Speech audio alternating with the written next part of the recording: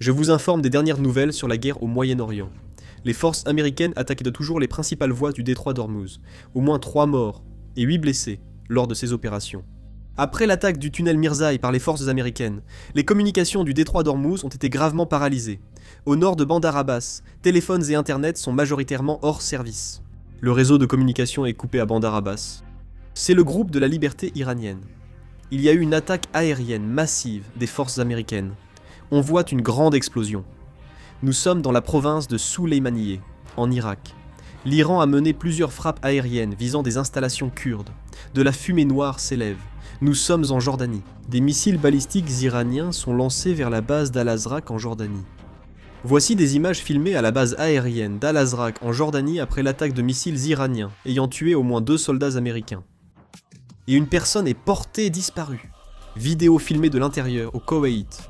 Une explosion frappe près d'un soldat américain. Une attaque de drone iranien devrait causer d'importants dégâts. Voici ensuite des images de l'école de sécurité du ministère de la Défense du Koweït, enveloppée de flammes. C'est également l'école de sécurité du ministère de la Défense du Koweït. C'est l'école de sécurité. Cette vidéo a été filmée dans le gymnase de l'école de sécurité. C'est une scène de chaos total. L'Organisation britannique des opérations commerciales maritimes a annoncé qu'une fusillade a éclaté entre l'armée et un pétrolier à 185 km à l'est de Duqm, à Oman. Selon un reportage de l'agence Reuters, il semble que le pétrolier ait été pris pour cible par l'Iran en raison des activités militaires en cours dans la région. Le guide suprême iranien, Mustafa Menek, a affirmé que les violations répétées du protocole d'accord par les États-Unis prouvent que la signature du président américain n'a aucune valeur. Il a averti que l'Iran et l'axe de la résistance donneraient une leçon inoubliable aux États-Unis.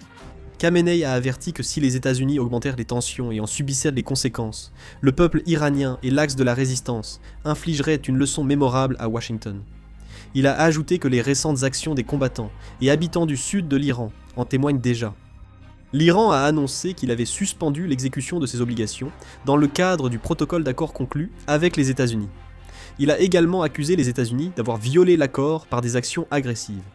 L'Iran a prévenu qu'en cas d'attaque américaine contre ses infrastructures civiles, il viserait les aéroports de Dubaï, Abu Dhabi et les ports de Fujairah, Jebel Ali.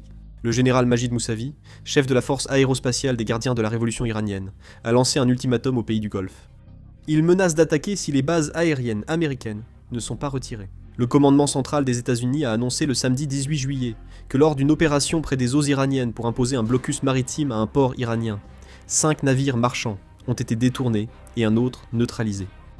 Le sénateur Cory Booker, démocrate, a critiqué le président Trump pour avoir intensifié une guerre ratée contre l'Iran. Lors d'une interview avec Iran International, il a qualifié ce conflit d'absurde, sans but clair, qui fait exploser les prix du carburant et de l'alimentation et coûte des milliards aux contribuables. Le ministère des Affaires étrangères saoudien a condamné les attaques répétées de l'Iran contre le Koweït, Bahreïn et la Jordanie.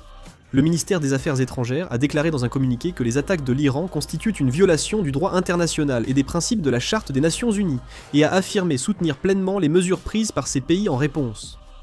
Le secrétaire général du Conseil de coopération du Golfe, Jassif Mohamed Al-Badawi, a condamné les attaques de l'Iran contre Bahreïn, le Koweït et la Jordanie, dénonçant notamment les attaques contre les infrastructures et les installations civiles au Koweït, qui ont blessé des travailleurs. En cas de nouvelles, je ferai une vidéo et la publierai. Je vais terminer la vidéo. Merci. Et là